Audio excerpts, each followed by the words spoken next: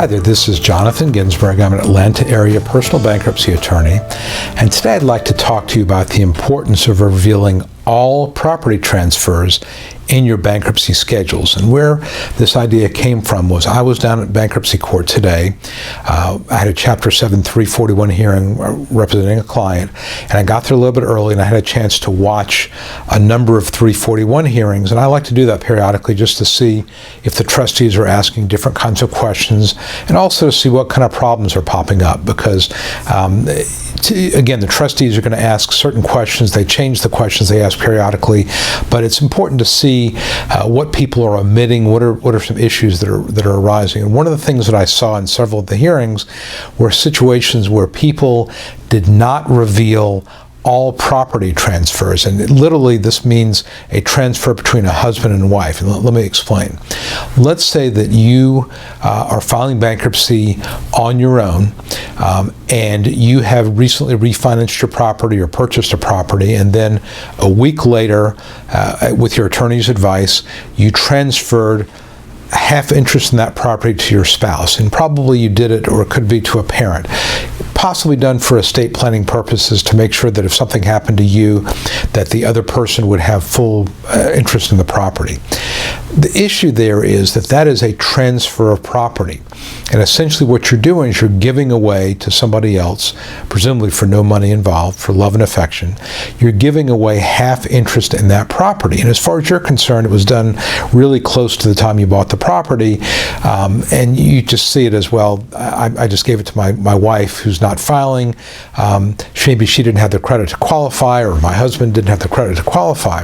The problem is the trustee is going to look at the real estate record, and he or she is going to see that you made a property transfer. If that property transfer was made within a year or two of the bankruptcy filing, the trustee can go in and undo that transfer as a fraudulent transfer, because if there was no reason for it other than for your own benefit, it wasn't done pursuant to a divorce, it was simply done to benefit the other person, to make sure that if something happened to you, that the property would be in your spouse's name. But it disadvantages creditors.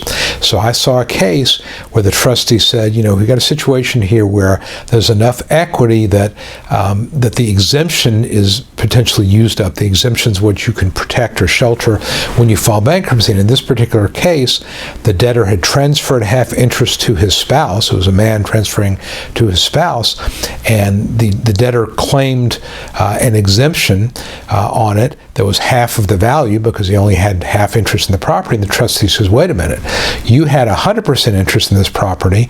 You transferred half of it about a year ago, again, pursuant to a refinance, and the spouse was not working. That's why it was done that way.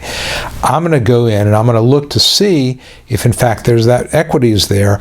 I'm going to undo that transfer and force you to buy me out of the estate's interest. And it's going to end up costing this person potentially $10,000 or $15,000. So, I suspect that the debtor did not realize that, in fact, there had been two transactions, not just the refinance, but it was also a transfer to the spouse. And again, probably a legitimate reason for doing so, but it's going to backfire in the bankruptcy, possibly. It depends on how much the value of the property is, which is a subject for a different video I'm going to do. But bottom line is that you need to be aware of any transfers. Take a look at the real estate record, and if the property, for example, if the financing was based on your income alone, and you later on transferred it to a spouse, half interest in the property to a spouse or to somebody else for, again, legitimate estate planning purposes, that could potentially be an issue in bankruptcy, because the real estate record, it's written down, does not lie. The trustee is going to see it, and again, it's one of these things that can come back and bite you if you're not prepared for it. Something you should always discuss with your attorney, because again, these are all matters of public record, and you can be sure that the Chapter 7 trustee is going to know about it. Hope you found this helpful. If you did, please give it a thumbs up on YouTube, like it on Facebook, subscribe to our YouTube channel, and like our Facebook page. If you have any questions, please visit my website. It's atlanta-bankruptcy-attorney.com, or you can call me directly, 770-393-4985, and I'll be happy to help you. And again, I hope you found this video and my other videos in this channel useful, and I encourage you to reach out to me if I can be of help to you. Again, my name is Jonathan Ginsberg, and I look forward to hearing from you soon. Thanks a lot. Hi, this is Jonathan, and I hope you found this video helpful. I'd like to invite you to download my free Debt Destroyer Survival Kit right now. I've packed my survival kit with answers to the questions I've heard from clients for over 25 years here in the Atlanta area. Inside the survival kit, you'll find clear, easy to understand answers to critical topics about how to solve debt problems once and for all, including how do I protect my stuff, my house, car, and personal property if I file for bankruptcy? Are there any legitimate alternatives to bankruptcy?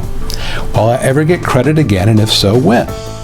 What mistakes must I avoid to get the most benefit out of bankruptcy? You can claim your copy right now by visiting my atlanta-bankruptcy.com website.